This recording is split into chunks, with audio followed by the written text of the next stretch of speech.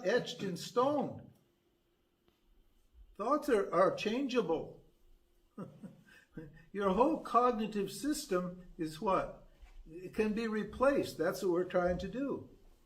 We're trying to help you replace your whole cognitive system from a dualistic point of view to a non-dual point of view.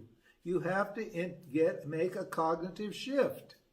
Once you make a cognitive shift, then what? Your mind follows suit, and your emotions follow suit. They follow it.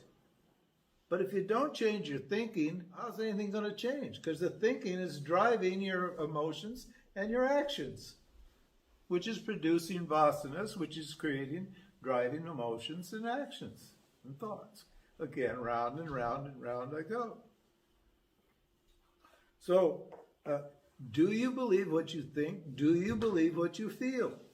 Because you feel a bad emotion, you shouldn't try to suppress it or change it. You should ask yourself, why do I feel this thing? Why do I feel like this? What is causing this thought, this feeling? What kind of thinking is causing this thought? Don't try to get rid of these bad thoughts right away.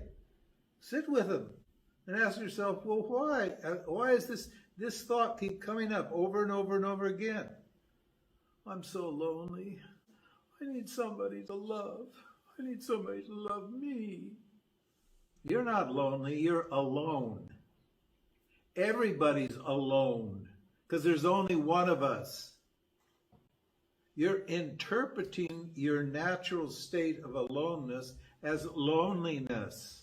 So all this attempt to connect and become, one with something else, it never happens. It's never happened. It can't happen because reality is not set up that way. You're always alone. But Maya, ignorance, tricks you into thinking that what?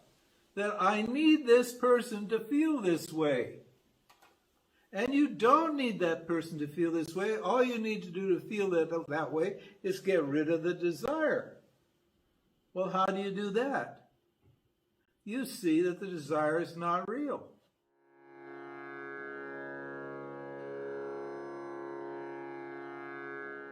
Oh.